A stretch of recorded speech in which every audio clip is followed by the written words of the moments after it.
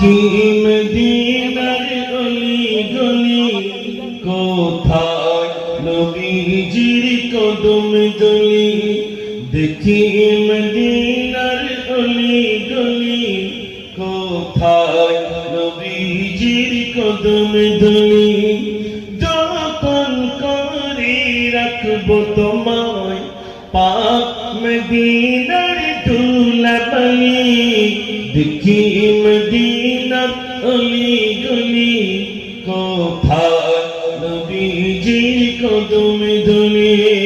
আল্লাহুম্মা সাল্লি আলা, সবাই পড়ে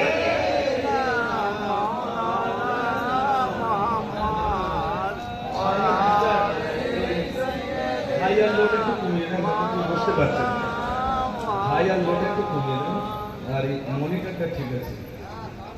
হাই আর লোটা একটু কমিয়ে দেন, ভাইদের কষ্ট হচ্ছে, মনিটর দুটো জোর দেন। জি জি ঠিক আছে, আর অসুবিধা হলে বলবেন। আলহামদুলিল্লাহ, আর অসুবিধা হচ্ছে না তো? এবার ঠিক আছে বলে মনে হয়? মাশাআল্লাহ। ऐसा जिगंबद वाले मंजूर दुआ करना, जब वक्त नजर आए दीदार अता करना। सुभान अल्लाह। ऐसा जिगंबद वाले मंजूर दुआ करना, जब वक्त नजर आए दीदार अता करना। ऐ नूर खुदा आकर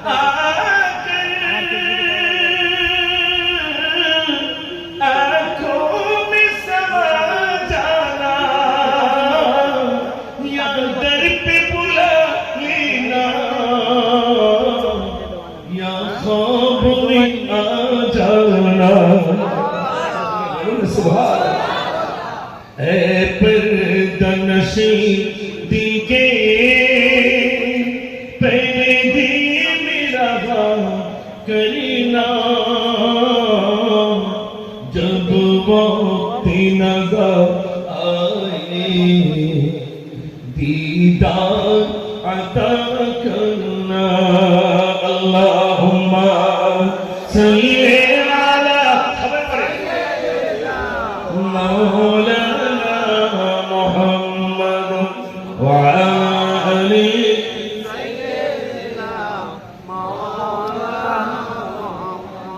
আলহামদুলিল্লাহ, খুব ভালো লাগছে আমার এই যে আট ভরার আমার প্রাণ প্রিয় ভাইরা বা আপনারা এত সুন্দর করে এতটা টাকা খরচা করে কি সুন্দর একটা ইন্তজাম।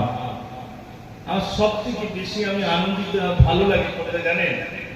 গতকালের যে প্রোগ্রামটা আপনারা করেছিলেন হাফেজ প্রতিযোগিতা, এটা আমরা অনেকেই বুঝি না।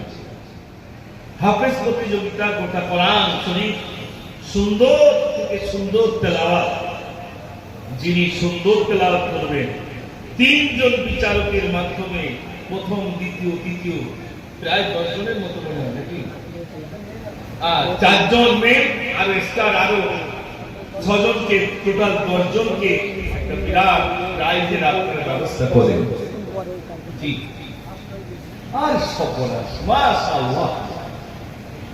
41,000 টাকা কোরআন পড়নে वाला, हम लोग तो सब बोली কবির বিদ্যা বলি না ভাই, ও সব শিখে কি হবে? কবিতা বলার কিছু হবে না, রাত দিন একটা কাছে গিয়ে চাইতেই হবে। আহা, আচ্ছা বলুন তো ভাই, পৃথিবীতে সব থেকে কোন গ্রন্থটা বেশি পড়া হয়? কোন পুস্তক মানুষ বেশি তেলাওয়াত করে, বেশি করে কোন বই? একটু জোরে বলেন। পৃথিবীতে যত কিতাব আছে, আমাদের কলকাতাও লাইব্রেরি আছে, কোন কিতাব সবথেকে বেশি পড়া হয়, কোন কিতাব মানুষ গবেষণা করে, সেটা হলো কোরআন মাজিদ। জোরে বলুন সুবহানাল্লাহ। জানেন একটু সাহাবা কেউ তওরাত পড়ছেন, কেউ ইনজিল পড়ছেন, আল্লাহর নবী সাল্লাল্লাহু আলাইহি ওয়াসাল্লাম বলেন, ওরে আমার সাহাবারে, আত্মরাত করতে হবে না, ইনজিল পড়তে হবে না, জবুর পড়তে হবে না। কোন মানুষ যদি কোরআন শরীফ তেলাওয়াত করে, কোরআন পড়ে, ওই মানুষটার 104 খানা কিতাব তার পড়া হয়ে যায়। কটা কিতাব? 104 খানা কিতাব, মানে আসমানি কিতাব 104 খানা। ভাই আমার, 4 খানা হলো বিজ্ঞান কিতাব, একটার নাম হলো তাওরাত, একটার নাম ইনজিল, একটার নাম জবুর, আর একটার নাম হলো কোরআন। 100 খানা হলো সহিফা কিতাব, ছোট ছোট কিতাব। ভাই আমার, নবীদের আল্লাহ রাব্বুল আলামিন আসমানি কিতাব দিয়েছিলেন। বিশ্বনবী সাল্লাল্লাহু আলাইহি ওয়াসাল্লাম আল্লাহ রাব্বুল আলামিন কোরআন মাজিদ দিয়েছিলেন।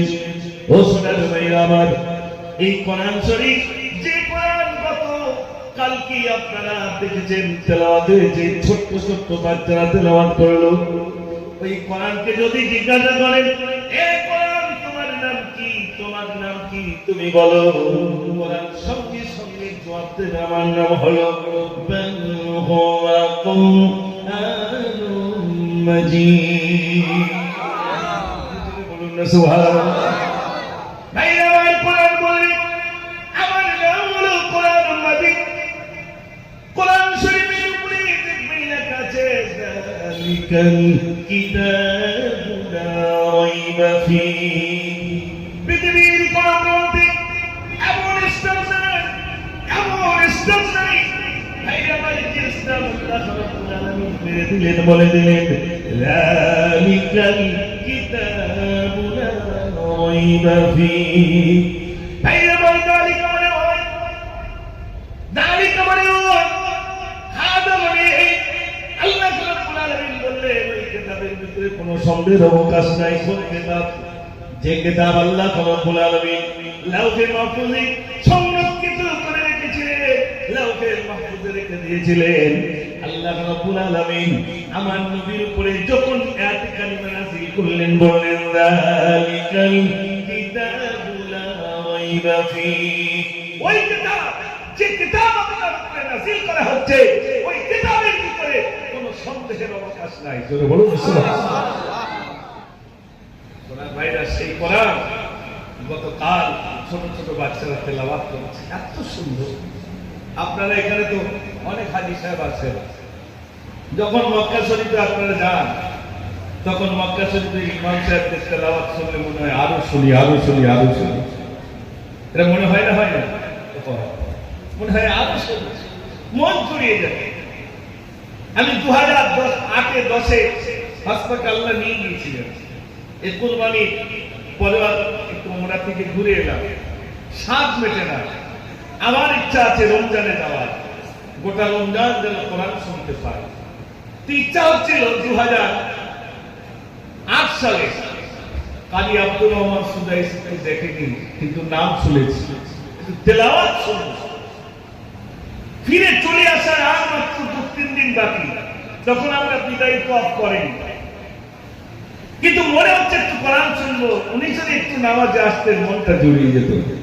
হঠাৎ দেখলাম মাগরিবের নামাজে শুরু করে দিয়েছেন তেলাওয়াত, আর সেই প্রথম রাকাতে সূরা মাউন যখন তেলাওয়াত শুরু করেছেন, আওয়াইতাল্লাযী ইউকাযযিবু বিদ্দীন ফাযালিকাল্লাযী ইয়াদুল ইয়াতীম ওয়া লা ইয়াহুদ্দু আলা তা'আমিল মিসকিন ফাওয়াইলুল লিল মুসাল্লিন আল্লাযীনা হুম আন সালাতিহিম সাহুন আল্লাযীনা হুম ইরাউনা ওয়া ইয়ামনাউনাল মাউন।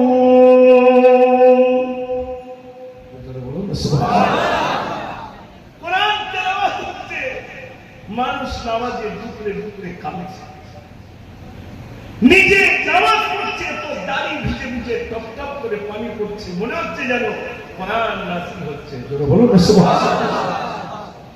আর আমাদের মসজিদে যদি একটু লম্বা সূরা ফজরে পড়ে, তারপরে ইমাম সাহেব চাকরি থাকে। এত বড় সূরা ধরতে হয় হুজুর, কি করে নামাজ পড়ি? ও ভাইরা, আজ আমরা এখানে যাবে এসেছি, একটু শোনে। আমরা রসুলের আলোচনা শুনছি, রসুল নামাজ পড়তে নিজের পা মোবারক পর্যন্ত খুলে যেত। এত লম্বা সময় ধরে নামাজ আদায় করতে। কোরআন শরীফে মনজিল আছে,